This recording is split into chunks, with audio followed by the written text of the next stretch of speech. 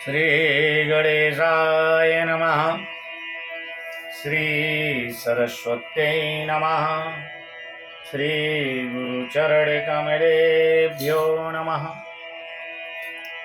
अथ संतान सप्तमी भाद्रपद शुक्ल पक्ष सप्तमी को मनानी चाहिए। यह संतान सप्तमी संतान प्राप्ति के लिए एवं संतान की दीर्घायु के लिए इस व्रत को अवश्य ही धारण करना चाहिए। सानंदमानंद वने बसंतम आनंद कंदम रत पाप वृंदम वाराणसीना तमनाथ नाथम श्री विश्वनाथ शरणं प्रबद्धे। अथ संतान सप्तमी व्रत कथा प्रारंभ करते हैं। एक दिन महाराज युधिष्ठिर ने भगवान से कहा, हे प्रभु, ऐसा कोई उत्तम व्रत बताएं जिसके प्रभाव से मनुष्यों के सांसारिक क्लेश दूर होकर वे धनवान और पुत्रवान हो सके। भगवान कहने लगे, राजन, तुमने बड़ा ही उत्तम प्रश्न किया है जो सारे संसार के लिए लाभदायक है।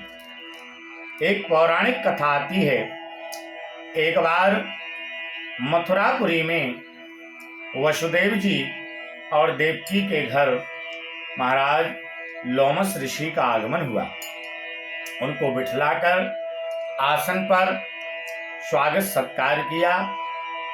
मुनि प्रसन्न होकर के बोले कि हे देवकी, दुष्ट दुराचारी पापी कंस ने तुम्हारे पुत्रों को मार दिया है, जिसके कारण तुम्हारा मन अत्यंत दुखी है। इसी प्रकार से राजा नहुस की स्त्री दुखी रहा करती थी, किंतु उसने संतान सप्तमी का व्रत किया, जिसके प्रभाव से उसको संतान सुख की प्राप्ति हुई। यह सुनकर देवकी ने मुनि से कहा, हे मुनिवर, कृपा करके चंद्रमुखी का संपूर्ण वृत्तांत व इस व्रत का विधान सविस्तार मुझे बतलाइए, जिससे मैं भी इस दुख से छुटकारा पा सकूं। लोमस ऋषि ने कहा, हे देवकी, अयोध्या के राजा नहुस थे। उनकी पत्नी चंद्रमुखी अत्यंत ही सुंदर थी। उसी नगर में विष्णुगुप्त नामक एक ब्राह्मण रहता था। उसकी पत्नी का नाम भद्रमुखी था। वह भी बहुत ही रूपवान स्त्री थी। रानी व ब्राह्मणी में अत्यंत प्रेम था। एक दिन वे दोनों सरयू नदी में स्नान करने गईं। वहां उन्होंने देखा कि अन्य बहुत सी स्त्रियां सरयू नदी में स्नान करके निर्मल वस्त्र धारण कर एक मंडप में विराजमान हैं और उस मंडप में श्री गणेश पार्वती जी की मूर्ति स्थापित कर उनकी पूजा कर रही हैं। रानी व ब्राह्मणी ने यह देखकर उन स्त्रियों से पूछा, बहनों, तुम यह किस देवता का पूजन कर रही हैं? यह सुनकर उन स्त्रियों ने कहा, हम संतान सप्तमी का व्रत कर रहे हैं। हमने शिव, पार्वती, गणेश का पूजन अक्षत, चंदन आदि षोडशोपचार विधि से किया है। यह सुनकर के रानी व ब्राह्मणी भी इस व्रत को करने का मन ही मन में संकल्प करके घर पर लौट आई। ब्राह्मणी भद्रमुखी तो इस व्रत को नियम पूर्वक करती रही, किंतु रानी चंद्रमुखी राजपद के कारण कभी इस व्रत को करती, कभी भूल जाती। कुछ समय बाद इन दोनों की मृत्यु हो गई। दूसरे जन्म में रानी ने बंदरिया और ब्राह्मणी ने मुर्गी की योनि पाई, परंतु ब्राह्मणी मुर्गी की योनि में भी कुछ नहीं भूली, भगवान शिव पार्वती का ध्यान करती रही। उधर रानी बंदरिया की योनि में सब कुछ भूल गई थी। कुछ समय बाद इन दोनों ने यह देह भी त्याग दी। तीसरा जन्म मनुष्य योनि में ही हुआ। ब्राह्मणी ने तो एक ब्राह्मण के यहाँ कन्या रूप में जन्म लिया। उस कन्या का नाम भूषण देवी रखा गया। विवाह योग्य होने पर उसका विवाह अग्निभोज नामक ब्राह्मण से कर दिया गया। भूषण देवी के अति सुशील स्वभाव वाले 8 पुत्र उत्पन्न हुए। यह सब शिवजी के व्रत का फल था। दूसरी ओर शिवजी की पूजा से विमुख निसंतान रानी दुखी रहने लगी। रानी व ब्राह्मणी में जो प्रेम पूर्व जन्म में था वह अब भी बना रहा। रानी जब वृद्ध अवस्था को प्राप्त होने लगी तब उसके गूंगा, बहरा और बुद्धिहीन अल्पायु वाला एक पुत्र हुआ तथा वह 9 वर्ष की आयु में ही इस संसार को छोड़कर चला गया।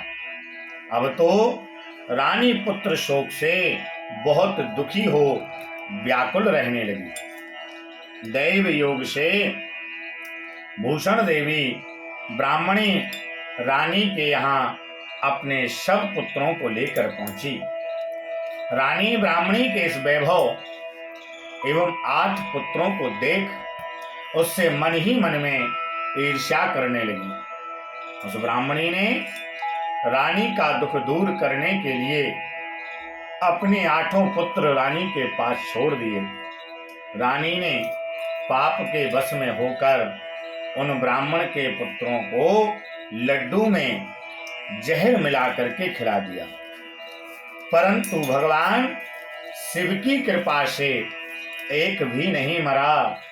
जब भूषण देवी भगवान की पूजा सेवा से निवृत्त होकर वहां पर आई तो रानी ने उससे कहा, मैंने तेरे पुत्रों को मारने के लिए लड्डू में विष मिलाकर खिला दिया, परंतु इनमें से एक भी नहीं मरा। तूने ऐसा कौन सा दान पुण्य व्रत किया है जिसके प्रभाव से एक भी विष का लड्डू खा करके नहीं मरा? तू नित्य नए सुख भोग रही है, इसका भेद मुझे निष्कपट कह दे, मैं तेरी बड़ी ही ऋणी रहूं। रानी के ऐसे वचन सुनकर ब्राह्मणी ने कहा, रानी मैं तुम्हारे 3 जन्म का वृत्तांत कहती हूँ, ध्यान पूर्वक सुनो। पहले जन्म में तुम राजा नहुस की चंद्रमुखी नामक पत्नी थी, मैं ब्राह्मणी थी। हम तुम अयोध्या में रहते थे, मेरा तुम्हारा बड़ा प्रेम था। एक दिन हमने साथ में सरयू स्नान करने गए हम दोनों। वहां कुछ स्त्रियों को संतान सप्तमी का व्रत शिव पूजन करते देख हमने उस व्रत को करने का निश्चय किया, किंतु तुम तो राजमद में भूल गई, जिसका फल तुम आज भी भोग रही हो। मैं इस व्रत को नियम पूर्वक सदैव किया, आज भी करती हूँ। दूसरे जन्म में आप बंदरिया और मुझे मुर्गी की योनि मिली। शिव की कृपा से व्रत के प्रभाव से मैं भगवत स्मरण को इस जन्म में भी नहीं भूली और व्रत का नियम पूर्वक करती रही। तुम अपने संकल्प को इस जन्म में भी भूल गई। मैं समझती हूँ तुम्हारे ऊपर यह जो भारी कष्ट है उसका एकमात्र यही कारण है, इसलिए मैं तो कहती हूँ आप अब भी इस संतान सप्तमी के व्रत को करिए, जिससे आपका संकट दूर हो। लोमस ऋषि बोले, हे देवकी। इतना सुनकर रानी ब्राह्मणी के चरणों में गिरकर क्षमा याचना करने लगी, शिव पार्वती की महिमा के गीत गाने लगी। उस दिन से रानी ने नियम अनुसार संतान सप्तमी का व्रत किया, जिसके प्रभाव से रानी संतान सुख भोगकर अंत में शिवलोक को प्राप्त हुई। हे देवकी, भगवान शिव के व्रत का ऐसा प्रभाव है कि पथभ्रष्ट मनुष्य भी अपने पथ पर अग्रसर हो जाता है। अंत में ऐश्वर्य भोग कर मोक्ष पाता है। लोमस ऋषि कहने लगे, हे देवकी, इसलिए मैं तुमसे भी कहता हूँ, तुम भी इस व्रत को करने का अपने मन में दृढ़ संकल्प करो, तो तुमको भी संतान सुख प्राप्त होगा। इतनी कथा कहकर भगवान श्री कृष्ण ने धर्मराज युधिष्ठिर से कहा कि लोमस ऋषि इस प्रकार हमारी माता को शिक्षा देकर चले गए। ऋषि के कथन अनुसार माता देवकी ने इस व्रत को किया, जिसके फलस्वरूप मेरा जन्म हुआ। यह व्रत विशेष रूप से स्त्रियों के लिए कल्याणकारी है, परंतु पुरुषों को भी समान रूप से कल्याणदायक है। यह संतान को देने वाला, पापों का नाशक, परंतु स्त्रियों के साथ पुरुषों को भी समान रूप से कल्याणदायक है। यह संतान को देने वाला, पापों का नाशक उत्तम व्रत है, जिसे स्वयं करें, दूसरों से भी करावें। जो नियम पूर्वक इस व्रत को करके भगवान शिव पार्वती की सच्चे मन से आराधना करता है, वह अंत में शिवलोक को प्राप्त होता है। बोलिए गजानन गौरी शंकर भगवान की जय।